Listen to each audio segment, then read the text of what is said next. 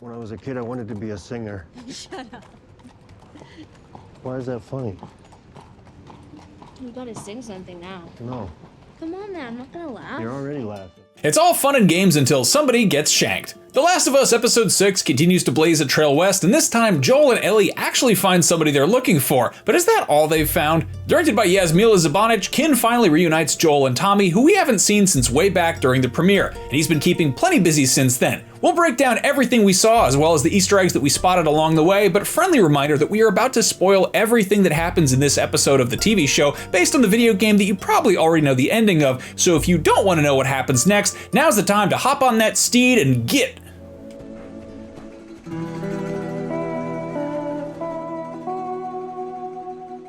Alright, now that we're past the spoiler warning, let's start with the big takeaway. This episode ends on a gruesome cliffhanger. After finding what's left of a Firefly research facility, Joel and Ellie run afoul of some interlopers, and a sharp object runs afoul of Joel's abdomen, which most doctors can agree is not great for your well-being. Now that's the big moment, but the major thing this episode does is incorporate elements from The Last of Us Part 2 into the events of the first game. This show has already shown us that it likes to foreshadow a whole lot, and that's what they're doing right now. It's a nice nod to fans of the games that know exactly where Ellie's story is headed. Specifically, that Ellie is about to become a little Joel, in a very murdery way. If you've played The Last of Us Part 2, you know that Ellie becomes just as prolific of a killer as Joel ever was, both against clickers and the uninfected, and even some dogs too. Anyway, this episode is already laying some major track for Season 2, explaining how Ellie ends up that way. There are a couple quiet moments with Joel where he talks about wanting to live on a farm if they survive all of this, and there's lots of evidence that Ellie is soaking up all this hands-on apocalypse training. But that's not all. There's even a quick Easter egg of Dina, Ellie's love interest from Part 2. This is another major difference between the show and the games. The show is able to build out the story of the first game, incorporating elements from the second game, which wasn't really possible when the first game came out because, the second game hadn't come out. You know how it works. More on all of this as we go. I know it's a lot to lay on you all at once, so let's recap to show how we got here, and we'll run down all the Easter eggs that we spotted along the way, along with the rabbits that I guess laid them. That's how Easter eggs work, right? The episode opens up 3 months after Joel and Ellie said goodbye to Henry and Sam, and really we don't want to dwell on that too much because it's still very sad, but the point is they're heading towards Wyoming. This leads them to the cabin of an elderly couple who seem to be weathering the apocalypse better than most folks. Quick Easter egg, those rabbits killed by a hunter wielding a bow and arrow. This is straight from the game, except there it's Ellie who's the hunter and not this old man who's new for the show. The man makes his way inside his cozy little cabin and surprise, there's Joel holding up his wife at gunpoint. She made him some soup, probably because he's traveling with Ellie, and Ellie's pretty good about getting people to do things nicely, even while pointing a gun at them. You made him soup? Yeah, I did. It's cold out. Anyway, Joel and Ellie are lost and they're basically making this innocent homeowner show them where they are on a map, but there's an Easter egg here too. Joel uses an interrogation technique from the game when he asks one person to point to a place on a map and then has the other person corroborate it. You're gonna mark it on the map. And it better be the same exact spot your buddy points to. We don't see Joel use this technique until later on in the game, but you get the idea. After figuring out where they are, Joel and Ellie put the guns away and they talk about the dangers out in the open wilderness. Dangers meaning infected, but also just regular people. So far, this couple's remote cabin hasn't really been messed with by either of those. Well, at least until Joel and Ellie showed up. They don't recognize the name Tommy and they don't know about the Fireflies, but the old man tells Joel not to go past a river that they call the River of Death, which is to the west of them. What's past the river? Death. We never seen who's out there, but we see the bodies they leave behind. If Tommy is west of the river, she says he's gone. Armed with this knowledge, Joel makes the sensible choice of continuing on, and Ellie steals a dead rabbit. Great job, Ellie. As they're heading away from the cabin, Joel has a mini medical emergency, and obviously his whole heart and lung situation is not functioning at full capacity. This man is not quite as indestructible as he might like you to believe. It's just a reminder that if you're dead, I'm I'm fine. Ellie is being super supportive, of course. Look, they don't have a truck anymore, so they came all this way on foot. The guy is tired, so give him a break. They press on in the shadow of snowy mountaintops until they make it to the River of Death, which they of course immediately cross over. They make camp, cook that stolen rabbit, and Joel duct tapes his boots back together. This isn't a reference to the game that I'm aware of, but if a PlayStation game where your shoes fall apart from walking up a mountain too much sounds like fun, you should check out Death Stranding. Joel gives Ellie some whiskey, and she doesn't like it because it's yucky. Yep. So gross.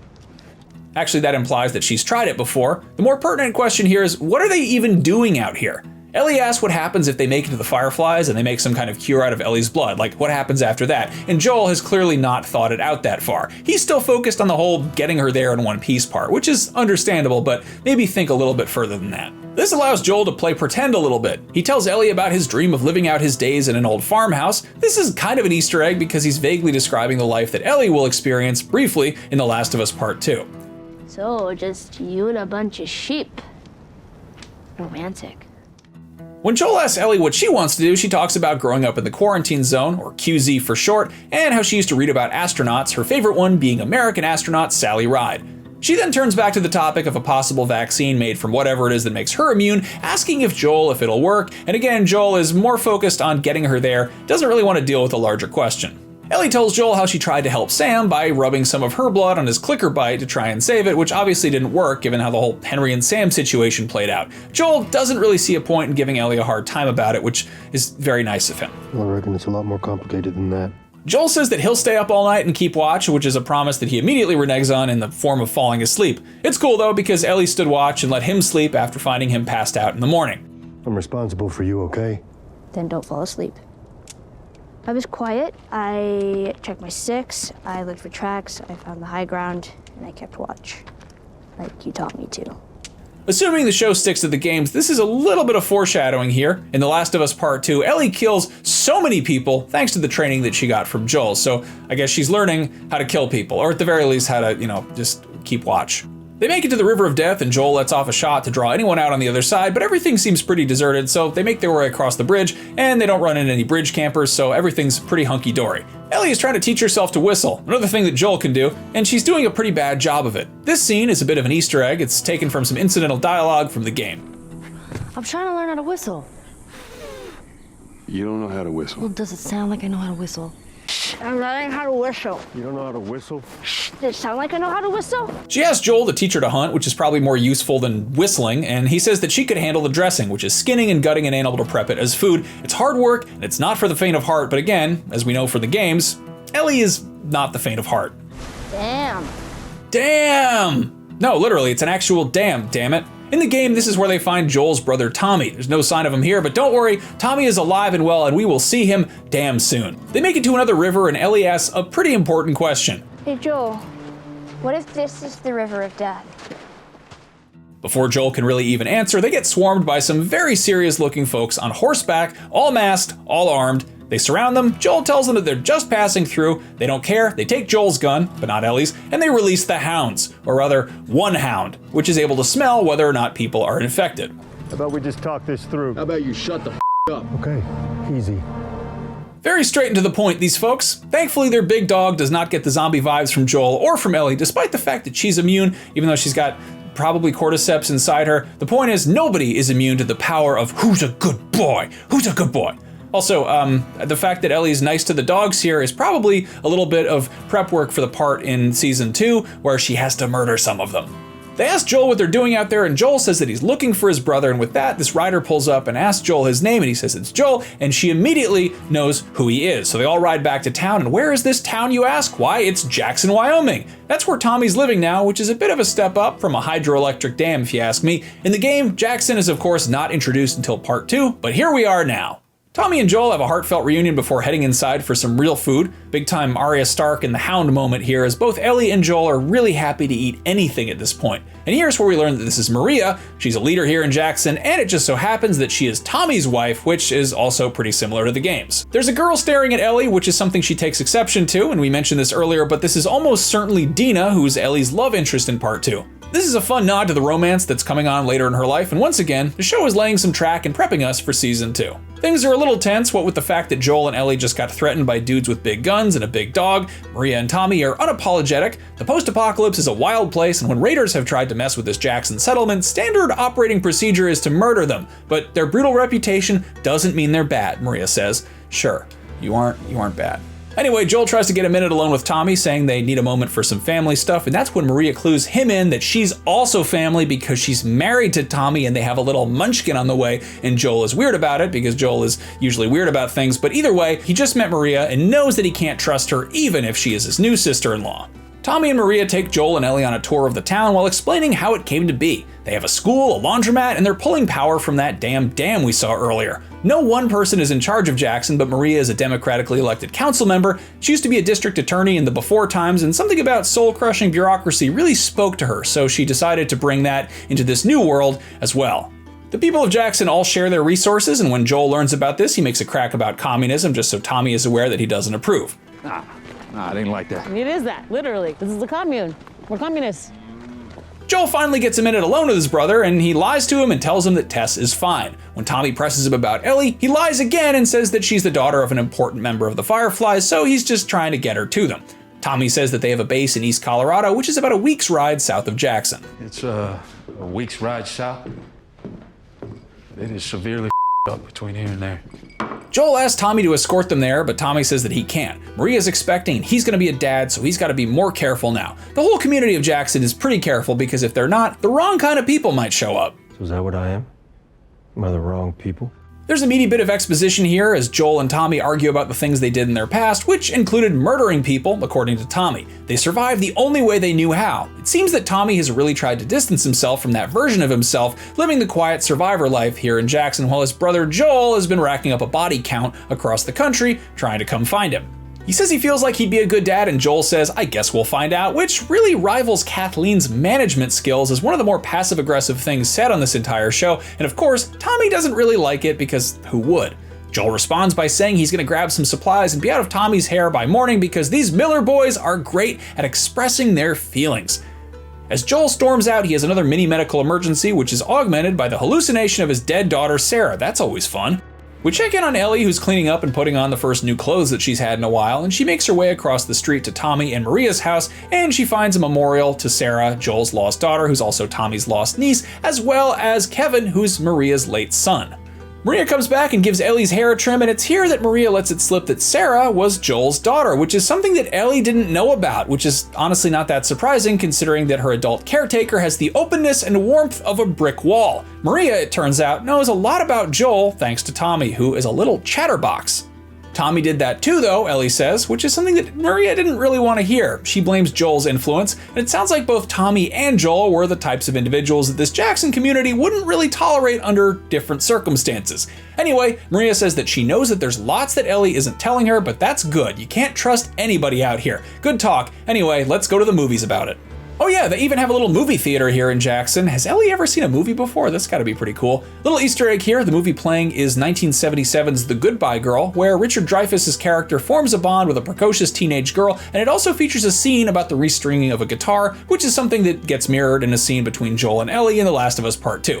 As the kids in the theater are watching the movie, Ellie's watching the adults on the periphery, namely Tommy, who eventually leaves to go find his brother, who is trying to repair his boots. Tommy gives him some new boots, so it's time for some new boot goofing. Oh. Joel's passive-aggressive bullshit totally works because for some reason his brother apologizes to him. Joel ignores the unnecessary and unearned olive branch and starts asking questions about the trip to eastern Colorado. It's scary out there, but Tommy thinks that Joel can handle it, and in his defense, Joel can handle a whole lot because he's not afraid to murder people. She's immune.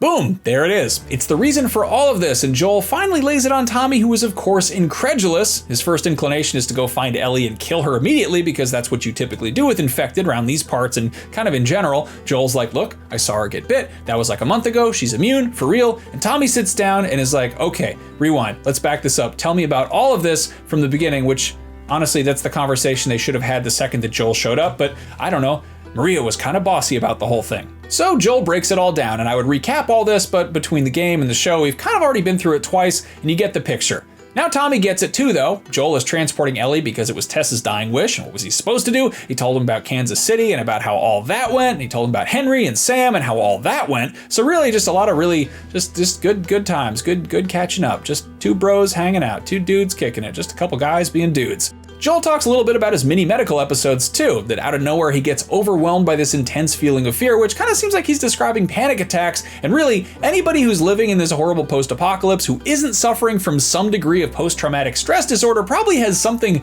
worse going on in their head, like, I don't know, parasitic brain fungus. Joel is also having dreams every night. He can't even recall what they're about, but when he wakes up, he knows he's lost something. He's panicking big time, and he feels like all he's done since his daughter Sarah has died is fail her over and over again. At first, Joel says that he has to leave Ellie and Jackson because if he doesn't, he is sure that he'll get her killed or worse. I mean, it's why you took off on me, right? To make up for the things we did. Well, here's your chance. Take her in, don't let anyone know she's immune, not even Maria. If anyone sees the marks on her skin, they're gonna kill her, and Tommy knows that he's right, but he stays firm and he knows that he can't have Joel around his precious new little family, and he doesn't want Ellie's blood in his hands, so he tells Joel to take Ellie out at dawn, meaning they're gonna try and make it to eastern Colorado on their own. Tommy and Joel go their separate ways. Joel heads back to the house where Tommy and Maria have he and Ellie set up, and he finds Ellie upstairs reading through an old diary that was left there. Is this really all they had to worry about? Boys, movies, deciding which shirt goes with which skirt. Another Easter egg here, this scene plays pretty much beat for beat the way it does in the game, with Ellie marveling at the first world problems of the pre-apocalyptic world. Ellie listened in on Joel's little heart-to-heart with Tommy, and she's upset because she expects Joel to leave her no matter how noble his intentions may or may not be. Do you give a shit about me or not? Of course I do. Then what are you so afraid of? She tries to bring up Sarah, and Joel is like, no, we're not doing that. This man did not build up all these big, huge emotional walls just to have them torn down over the course of 6 episodes. Come on. Ellie tries to apologize, but reminds Joel that she's lost people too, and he's like, you don't know what loss is. Everybody I have cared for has either died or left me. Everybody except for you. So don't tell me that I'd be safe with somebody else, because the truth is, I would just be more scared. Joel is like, you're not my daughter, I'm not your dad, and we go our separate ways at dawn. And of course, we know it's not gonna happen that way, but come on, they gotta throw a little bit of relational intrigue in there somewhere for the people who didn't play the game already. It's time for the dark night of the soul, or what have you.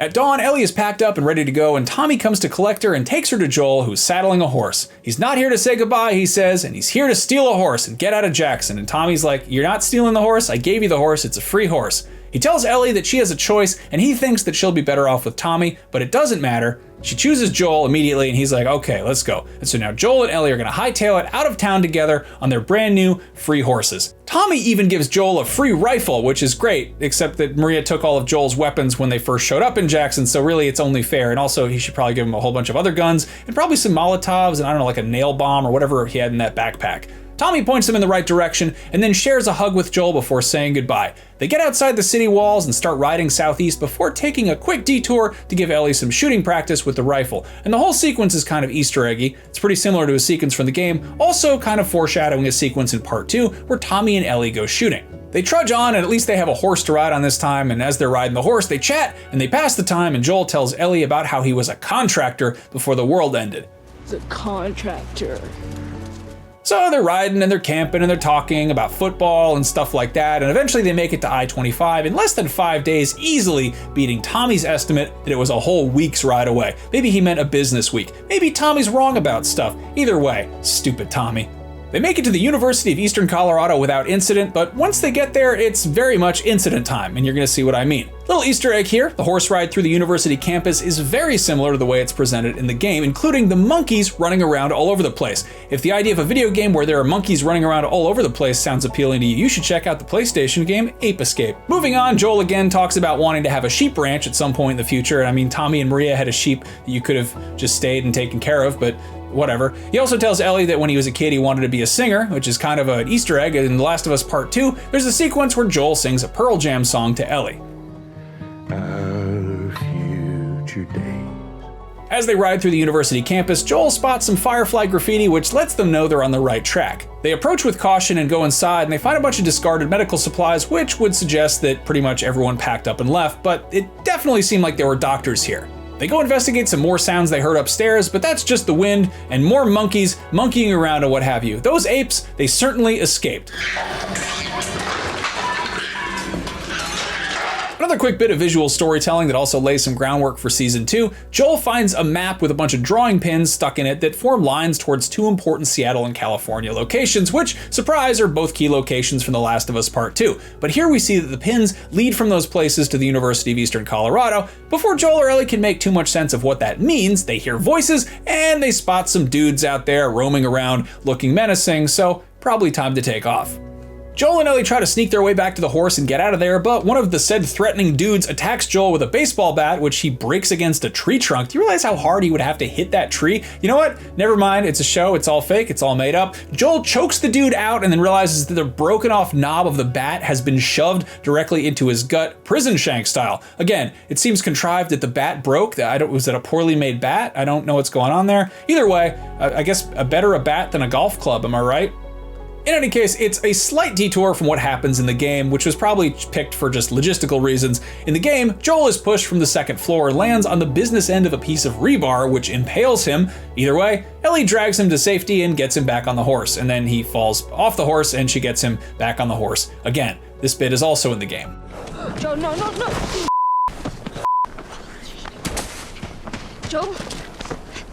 Joel? And that right there is where the episode stops. Ellie's scared out of her mind because what's she supposed to do? Joel is unconscious, lost, or losing a whole lot of blood as we speak. He's just laying there, and the bat is definitely not clean. And also, there's a cover of a Depeche Mode song playing. Do you remember Bill and Frank from episode 3? Of course you do. Remember their little radio code? Music from the 80s, it's supposed to mean trouble. And I would say they are certainly in some trouble here. What did you think of episode 6, and how do you feel about the changes they made to the story, and when are we going to see Tommy again? Let us know in the comments below, and for more on The Last of Us, check out the comparison of episode 5, matching up the show and the game, so make sure to check that out, and don't forget to follow and subscribe to IGN wherever you like to watch. For more Canon Fodder, we'll see you next week. It isn't gonna work, it doesn't aim right. You dick.